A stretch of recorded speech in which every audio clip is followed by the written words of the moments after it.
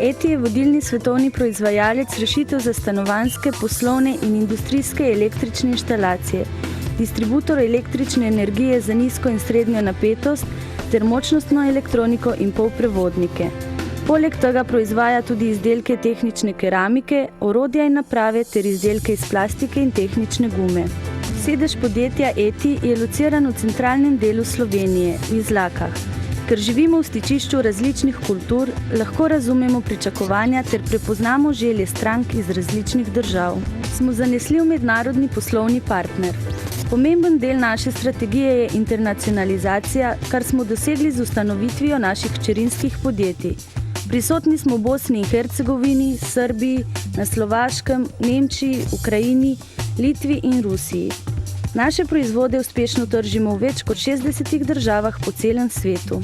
Naša več kot 50-letna tradicija v kombinaciji z dolgoletnimi izkušnjami in našim lastnim znanjem nam prinaša stabilnost in nam omogoča varno poslovanje v prihodnosti.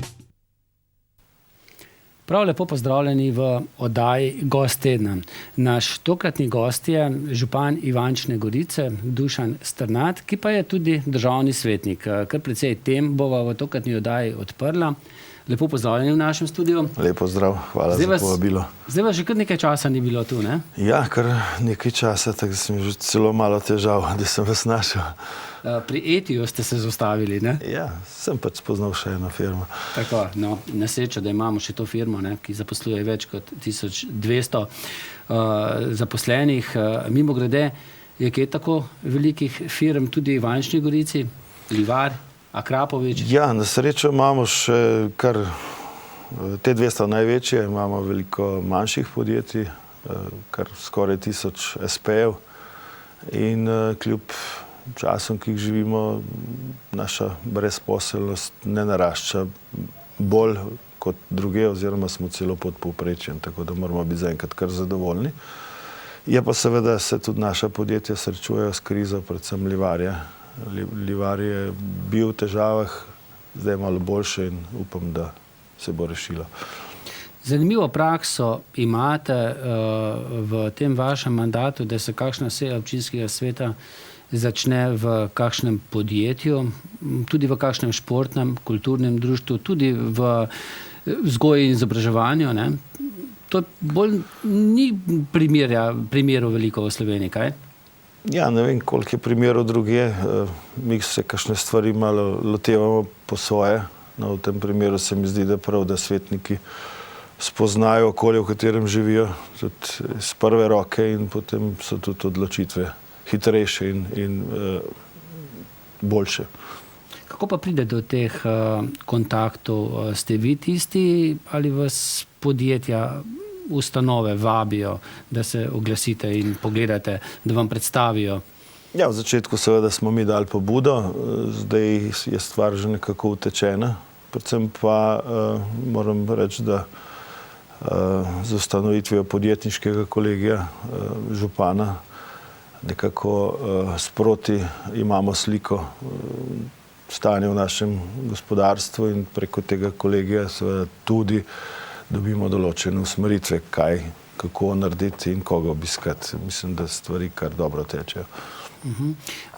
Zanimivo je tudi, da se tudi ne samo vodstvo občine, ne, vi kot župan, pa tisti vaši najožji pomočniki, tudi občinski svetniki so kar mnogo številčni, ne, na teh srečanjih, ne da bi recimo to špricali pa prišli samo na sejo. Ne, moram reči, da so tudi svetniki to vzeli kot dobro za njihovo delo in je udeležba praviloma polnoštevilčna, no, tako kot na sejah kasneje. Občinski svet Ivančne Gorice je eden od občinskih svetov, ki je najbolj priden, se mi zdi, vsaj po številu sej. Koliko si jih je že zdaj nabralo? Zadnje je bila 33 v tem mandatu.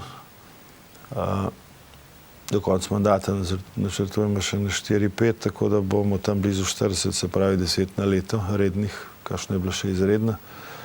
Na pa udeležba na sejah je v glavnem 100%. Tudi jaz skušam sklicati takrat, ko lahko svetniki pridejo, ker se mi zdi, da je prav, no, da si tisti čas vzamemo, se posvetimo odprtim problemom in jih skušamo rešiti kar najbolj dobro, kar najboljše za vse in praviloma, v nek 90% primerov smo skoraj soglasni. Tako je bilo tudi zdaj v zadnjem sprejemanju rebalansa proračuna za 2014, kljub temu, da je bilo kar nekaj sprememb proračuna, kljub temu, da so časi niso ravno ugodni, smo povečali investicijski del proračuna še za 1,5 milijona, šli čez 20 milijonov porabe prvič v zgodovini te občine in proračun je bil pa sprejet soglasno. Torej smo kar ena taka dobro uigrana ekipa in skoraj škoda je, da se mandat končuje. Ko ste postali župan, ste vsaj približno vedeli, kaj vas čaka? Ja, približno že. Pravzaprav sem bil podžupan, mislim, da 6 let preden sem prevzel to funkcijo. Pri Jerneju Lampretu, ki je docela uspešno vodil to občino, 4 mandate. No, moram pa reči, da me je marsikaj pa tudi presenetilo. Le z profesionalnim delom. Jaz sem takoj pustil prejšnjo službo in se zaposlil kot profesionalni župan in s profesionalnim delom spoznaš marsikaj, kar prej nisi poznal. Moram pa reči, da poleg tega, da ima župansko delo kar nekaj odgovornosti, je tudi prijetno, ker tukaj prideš v stik skoraj z vsakim občanom in res, da terja kar precej časa, ampak spoznaš občino tudi z druge plati in to pravzaprav je lažje potem tudi predlagati in tudi sprejemati odločitve. Verjetno bom prepoznan tudi zadnji primer nekdanjega župana Maribora, gospoda Kanglerja, ki je tudi državni svetnik, pri stavbo v zaporu zaradi tega, ker je nekomu uredil, da je prišel prej do stanovanja. Včasih se zdi, da župani sploh ne smejo več karkoli urediti, poskrbeti, da športno društvo recimo dobi do kakšnih sredstev pride. Ja, zdaj jaz primera kolega Kanglerja ne poznam čisto točno, tudi gre zaupati pravosodju, ampak vseeno mi je žal, da je do tega prišlo, ker vsaj, kar sem videl v državnem svetu, je kar tak dober člen bil doslej in je tudi prispeval k kakšni pametni odločitvi. Kar se pa funkcije župana tiče, pa moram reči, da ljudje vidijo velikokrat rešitev za svoje težave ravno v županu. Raznovrstnih in ko druge ne morejo rešiti, pridejo do župana. In potem sej župan seveda tudi nima čarobne palčke. Tudi občinski proračuni so tako natančno razporejeni, da se prav veliko ne da pomagati. Včasih pomaga samo beseda, včasih tudi to ni dovolj, v glavnem včasih je pa dovolj, da človeka samo spremljaš in deliš problem z njim. Podobno je tudi z raznimi društvi, klubi, ki seveda zgubljajo donatorje, sponzorje iz dneva v dan. In vsaj v primeru naše občine je v glavnem vse na bremenu občinskega proračuna. In seveda to ni dovolj in pričakujejo pomoč še od kje. Kakšnega podjetja, ne? Ja, seveda. Župan ima pa veze, ne? Župan ne bi imel veze, ne? To je težko dopovedati. Zdaj, če pomagate, bi lahko že narobe, ne? Mislim, po zdajšnji takšni ureditvi. Zdaj, jaz skušam maksimalno držati zakonodaje, čeprav je težko spremljati, moram reči. Tako da ne morem vedno ustreči. Da se pa recimo v okviru že obstoječih predpisov tudi kaj pomagati. V glavnem zaenkrat nekako držimo vajeti v svojih rokah oziroma pomagamo, kolikor se pač da. Se pa bojim, da prav dolgo to ne bo moglo trajati in da bomo morali recimo spustiti tudi kakšne ambicije. Ljudje so še vedno navajeni, da kljub temu, da ta kriza že nekaj časa traja, bi kar še po starem, sej bo šlo. Veliko pa moram reči, da je tudi prostovoljnega dela. In zaradi tega v naši občini deluje uspešno, zelo uspešno prek 110 društev.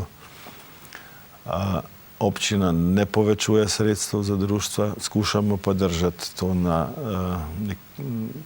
višini, kot je bilo doslej. Zdi se mi škoda, poslanstvo občine ni samo v investicijah, pa gradnji kanalizacij, pa šol, pa ne vem česa še. Poslanstvo občine je tudi ustvarjanje pogojev za čim boljšo kvaliteto življenja v občini, tudi na družabnem področju. In brez društev, brez ljudi, ki delujejo v njih, ne bo šlo. Bo pač Ivančna Gorica počasi postala bolj spalno naselje, tega pa seveda, ker se bo vsak brigal zase, tega pa seveda ne bomo dopustili in bomo skušali tudi s financami držati oziroma pomagati, da se to ohrani. Kolikor jih pač je, ne? Nazadnje so vse te zgodbe, ki jih zdaj zadnje čase delamo, vezane v veliki večini primerov na prostovoljno delo ljudi v društvih. Mi samo malo usmerjamo in pomagamo. Vi se prijavljate tudi na različne evropske razpise. Zdaj v Zasavju dobijo precej denarja iz teh razpisov, tudi zaradi tega večji delež, ker sodimo v Zasavju med tista nerazvita področja, torej za kakšen projekt tudi do 70% sofinancirajo preko evropskih skladov, 30% recimo sama občina ali pa še kaj primakne tudi država.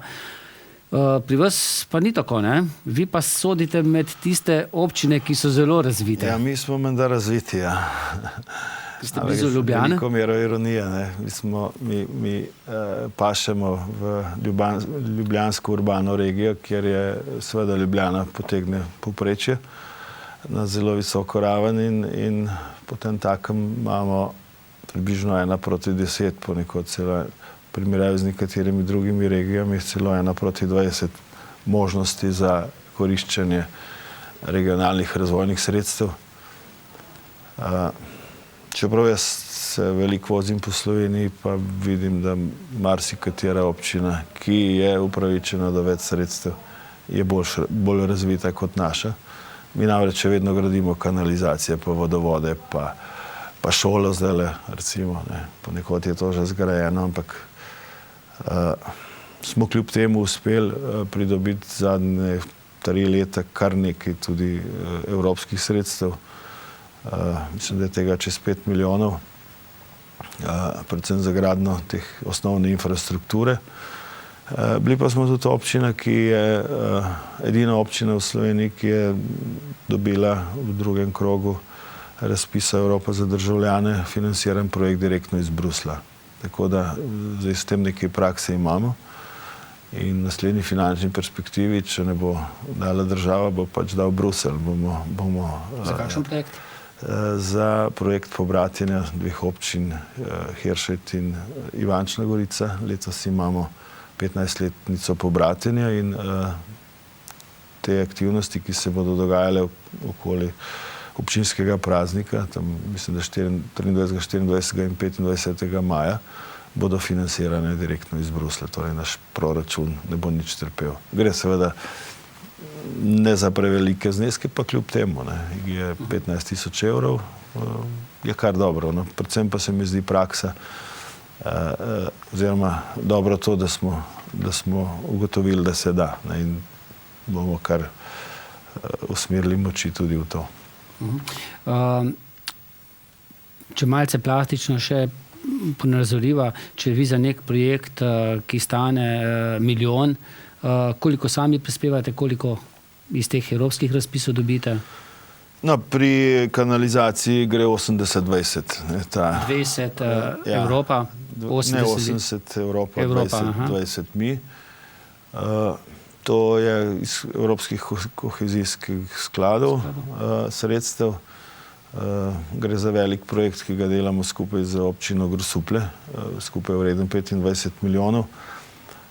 Večina investicij se bo seveda naredila v Grosupljem, na območju občine Grosuplje, pri nas za 5 milijonov, ampak občina Grosuplje gradi novo čistilno napravo, ki bo bistveno pripomogla ravno k čistejši Krki, ki pa izvira pri nas. To se pravi, če malo poenostavimo, občina Grosuplje pravzaprav gradi čistilno napravo, da bo pri nas čistejše okolje. No, mi pa gradimo tudi čistilno napravo oziroma jo nekako posodabljamo v Ivančni Gorici in pa gradimo kar, mislim, 6 kilometrov povezovalnih vodov, s katerimi bomo povezali vir pri stični Višnjo Goro za to centralno čistilno napravo in potem navezovali sekundarne vode. No, imamo pa ponazoritev, kako občina vse sama plača, pa je recimo projekt šole v Zagradcu, ki zdaj je zaključen razpis, počasi bomo izbrali izvajalca. Tam med 5 in 6 milijonov bo zadeva stala in pravzaprav zaenkrat imamo eno malenkost obljubljeno iz športnih razpisa za šport, drugo bo vse pokrila občina, se pravi, čez 5 milijonov bo to strošek občine. Pa kljub temu predvidevamo, da se ne bomo še zadolžili, torej znamo tudi mi kar delati z denarjem. Ste še vedno občina, ki ni zadolžena? Ja, kakor mi je znano, je samo nekaj občin v Sloveniji, ki niso zadolžene in med njimi je največja občina Ivančna Gorica. Po vašo občino, ki je tudi nastala po novi lokalni samoupravi, minister Virant ne bo ukinil. Je to malce v šali. To je neka neumnost.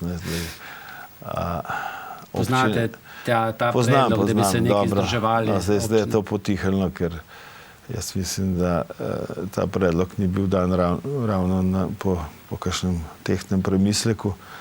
Najbrž je kakšna občina, ki težko izpolnjuje pogoje za delovanje, vendar velika večina slovenskih občin je dokazala upravičenost obstoja. Marsikaj se je razvilo, ker se drugače ne bi. No in gotovo je taka tudi Ivančna Gorica. Mi ob ustanovitvi leta 1994 pravzaprav tudi občinske stavbe nismo imeli. Občina sicer še zdaj gostuje, no, ampak v tem času se je zgradilo veliko infrastrukture, šole imamo v glavnem nove, športnih objektov je veliko, vrtce imamo urejene skoraj. In to se, upam trditi, ne bi gradilo, če bi bil sedež občine še zmeraj tam, kjer je bil. In tudi za naprej imamo tako velike načrte, da pravzaprav za vsak kraj v naši občini, ker je treba gledati, da imamo 137 naselij, drugi smo po številu naselij in z enega centra, ki je oddaljen iz naše občine, bi težko to se usklajevalo in tudi usmerjalo. Tako da jaz mislim, da se za našo občino ni bat. Da čim bolj približate kraje, krajevne skupnosti, tudi sami občini, centru, pa tudi javnosti ste ustanovili, oziroma v vašem mandatu začeli z blagovno znamko Prijetno domače. To se je kar precej dobro prijelo, zdaj še celo tudi slikanica išla ob tem Jurčičevem pohodu malce prej. V začetku tega mandata smo pač iskali nekaj, kar bi že tako povezano občino še bolj povezalo. Ker mislimo, da je samo v sodelovanju vseh, ki v tej občini živimo in delamo, ali pa velike večine, možno neke projekte speljati oziroma možno še hitreje narediti to, kar pač želimo. in pa pritegniti oziroma zagotoviti enakomeren razvoj vseh krajev, kar jaz mislim, da je naš osnovni cilj. No, in v delavnicah, ki smo jih izvajali za pripravo občinskega razvojnega načrta, ki ga je občinski svet sprejel dokaj kmalu, no, je potem se porodila ideja o skupni blagovni znamki, ki bo povezala vse, kar se v tej občini dogaja.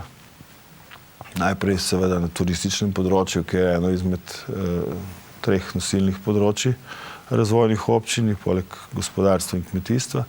Na to pa seveda se da na to povezati še kulturo, ki je pri nas zelo bogata, tudi zgodovinsko izročilo je zelo bogato, kmetijstvo, gospodarstvo, skratka, da se narediti zgodbo iz tega. No. In kakor zdaj ugotavljamo po slabih 3 letih, smo kar na dobri poti. Ne. Zdaj stvar živi. Ne. En dokaz je recimo tudi ta slikanica Prijetno domače za male sanjače, ki je izdala naša Dragica Šteh v verzih in predstavlja vse naše krajevne skupnosti. Tudi nekateri izdelki že nastajajo v smislu prijetno domače. Skratka, ta prijetno domače je zdaj v glavah naših občank in občanov in krožna pot, recimo, nas je povezala. Se mi zdi, da tudi že širše zdaj, ne? Mislim pa, da ja, zdaj kakor uspem zvedeti, oziroma kot me malo cukajo za rokav, me sprašujejo, kako nam je zdaj za recept, kako nam je to uspelo. Spravim, občina Ivančna Gorica je spet tukaj malo posebna, ne, gre neko svojo pot in zgleda, no, da nam bo uspelo, ne glede na so jesen volitve, kdorkoli bo pač prevzel to funkcijo v prihodnje, bo gotovo moral to zgodbo peljati naprej. Ne. Tu računate tudi na kakšna delovna mesta, produktivna delovna mesta? Vse v glavnem je šlo za to, da doslej je bilo v občini Ivančna Gorica veliko prireditev, kot je recimo Jurčičev pohod, ne, vendar prav veliko zaslužka od tega ni bilo. Ne. Izkazali smo se kot izjemno prijazni, gostoljubni ljudje, vendar ne, zaslužka naši ljudje od tega niso imeli. Ne. Tako da z novimi produkti, ki jih nameravamo uvajati, pa bi radi, da ljudje, ki pridejo k nam, se lepo imajo, ne, in pri nas recimo pustijo tudi kakšen evro. Ne. Tukaj so s pomočjo te krožne poti po vseh krajevnih skupnostih so številne priložnosti tako za gostilne, kmečke turizme, skratka gostinsko ponudbo, prenočitve, moramo še narediti spominke, muzeje, ki jih imamo kar nekaj, ne, zdravo hrano, ki jo seveda čedalje bolj pridelujemo in tudi ponujamo na naši tržnici, ki je tudi unikatna. Skratka, priložnosti je veliko, ne, in ljudje si bodo pa morali poiskati to priložnost in jo začeti skoristiti. Občina prav dolgo tega projekta sama ne bo peljala. Tudi zato smo ustanovili Zavod Prijetno domače, ki bo nekako povezoval vse aktivnosti, jih usmerjal in tudi skušal spraviti na trg. Mimogrede, po tej krožni poti se da tako peš, s kolesom, pa ni bilo nekaj tudi s konji? Ja, krožna pot je speljana tako, da se da uporabiti vsa prevozna sredstva, najboljše pa, če greš peš. Ne. To pa največ spoznaš. Koliko kilometrov je? Jaz sem skupaj s prijatelji na otvoritvenem pohodu, 3 dneh prehodu 115 kilometrov. 3800 metrov višinske razlike in smo se imeli izjemno lepo. Seveda pa na to pot nismo šli zato, da bi samo se imeli lepo, ampak da bi videli, kaj še manjka in da bi to pravzaprav popravili in da bi bila res pol en tak kompletna ponudba.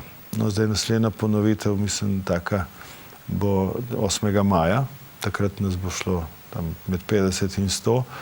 Je pa ta pot zamišljena tako, da seveda ni nujno, da greš organizirano hoditi, lahko se vključiš na kateri točki kadarkoli in prihodiš tisti del poti, ki ti je najbolj všeč, drugič pa nadaljuješ. Si daš pečat in... Ni tako kot Jurčičev pohod, ko se zjutraj recimo zberemo in gremo 15 km do Muljave, par tisoč ljudi. 15 km, ja? 15 km. Mimo glede, pa tako hitro mine, tistih 15 km. 15 km do Krke, do Muljave 12.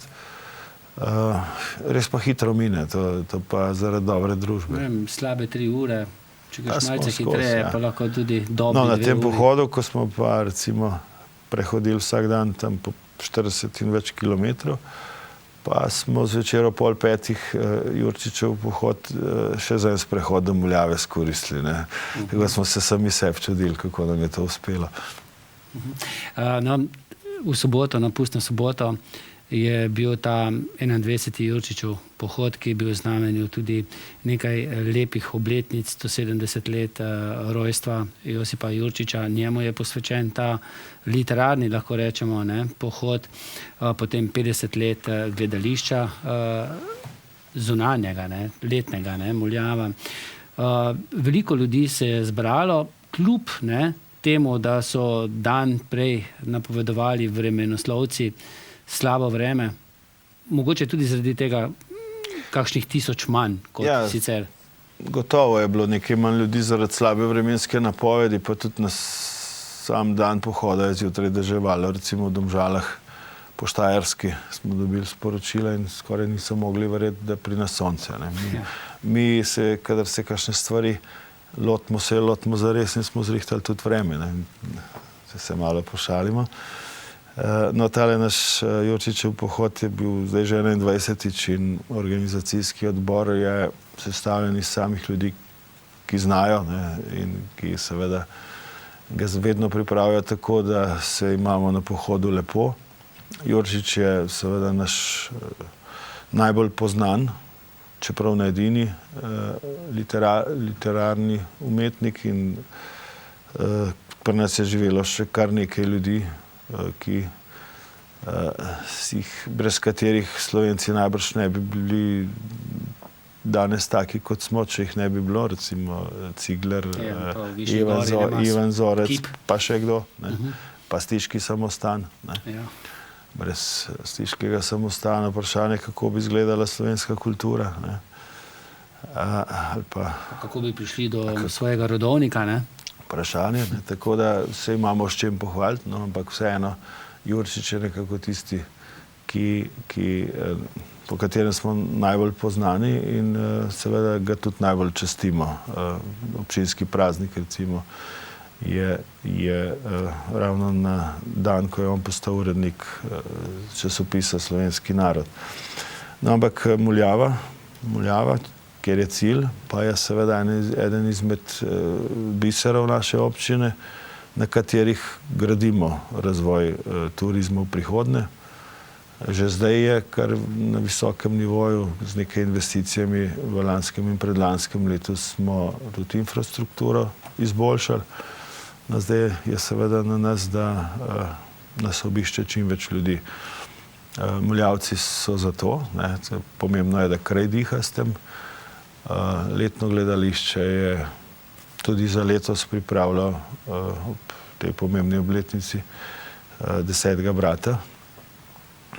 Jurčičev muzej bomo skušali dodatno opremiti, tako da bo sprejel lahko še več ljudi in ker smo v središču Slovenije, ker smo na izjemno ugodni prometni legi, računamo, da kljub krizi ljudje bodo še vedno zmogli priti do nas. In tukaj je naša priložnost. Med samo potjo smo videli, da so imeli pridni planinci, gasilci verjetno kar precej dela zaradi žleda. Seveda predhodno. Pot je bila potem varna. Narava je tudi pri nas pokazala svojo moč, kar veliko škode imamo.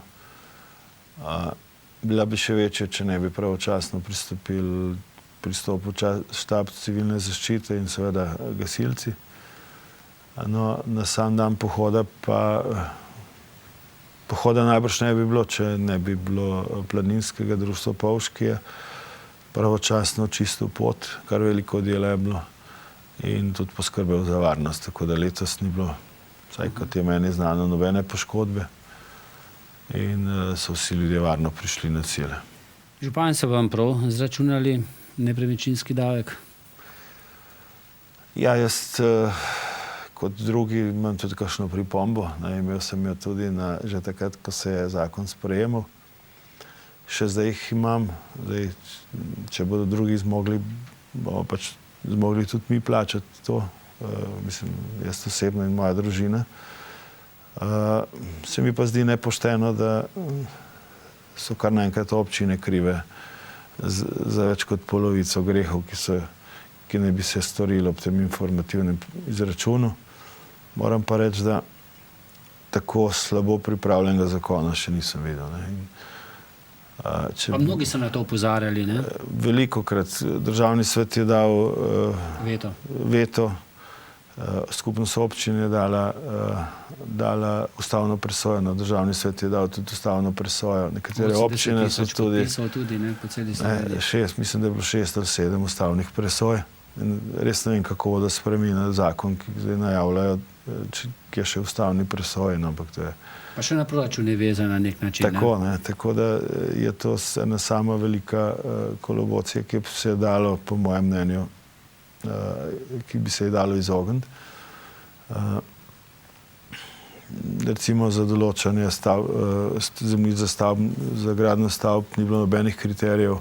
Občine so se morale znati vsaka po svoje.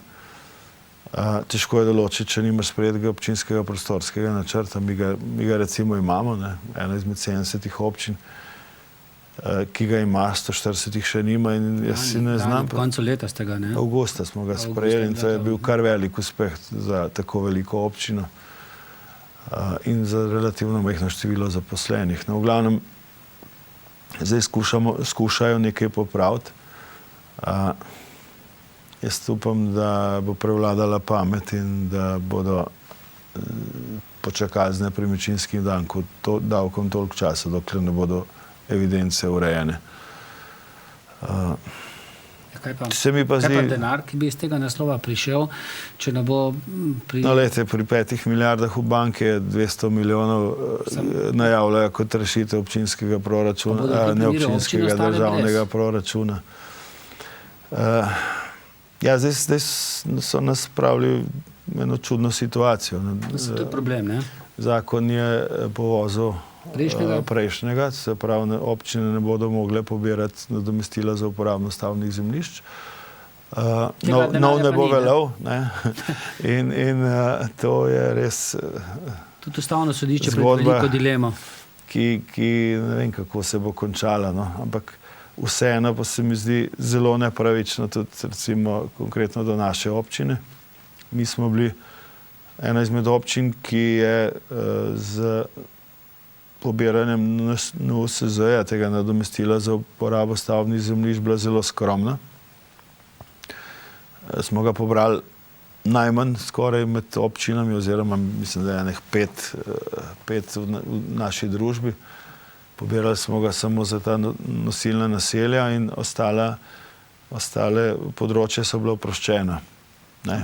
Rezultat tega je, da naše podeželje cveti, da nimamo zapuščenih vasi in da imamo 1000 podjetij v občini.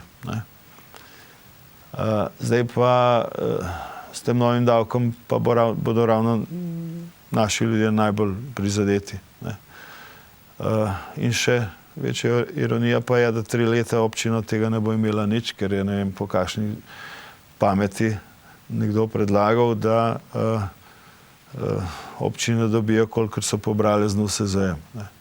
In to pomeni, da bodo naši občani bistveno več prispevali državni proračun kot kakšni drugi. To je po mojem mnenju zelo ustavno sporno. Nič pa svoje občini, ne? Nič pa svoje občini in to po mojem je zelo sporno in da bo ustavno sodišče odločilo v prid občini Rogaševci, ki je dala ustavno pobudo. Predsednica vlade pa rekla, kaj pa niste pobirali? Ja, saj sem povedal. Ne? Ja. Mi smo na ta način prišli do zelo majhne brezposelnosti oziroma majhne brezposelnosti v primerjavi z ostalimi. Imamo rastoče podeželje in to je bila ena izmed izvirnih pristojnosti občine. Ne? Zdaj nam je pa nekdo drug predpisal davek. Ne? Verjetno bo nekdo se spomnil, da zaradi tega, ker poberemo menda več davka, nam bodo znižali sredstva za redno financirane dejavnosti. Ne? In kaj bomo pol? Občino furali brez denarja. To pač ne bo šlo. No? In Skratka, to je samo ena izmed težav, ja. ki jih ta zakon prinaša. Močno upam, no, da bo ustavno sodišče to ustavilo in da se bo premislek naredil še enkrat in se obdavčilo tako, kot je treba. Glede na to, da se nam čas počasi izteka, samo še eno vprašanje. Kako jemljete delo državnega svetnika? Se vam zdi to kljub vsem, kar smo slišali v preteklosti, pomemben organ, pomembna ustanova? No, jaz mislim, da državni svet kot institucija mora ostati tudi v prihodnje, še posebej v tej situaciji, ker država sprejema obilo slabih zakonov in je neka varovalka, da se vsaj opozori na to. Res pa je, da trenutno nimamo glih kakšnih velikih pristojnosti razen veta. Kar nekaj vetov je bilo že sprejetih in potem enostavno zakon pride v državni zbor, koalicija ga ponovno izglasuje in se zdi škoda energije. Tako da mi zdaj predlagamo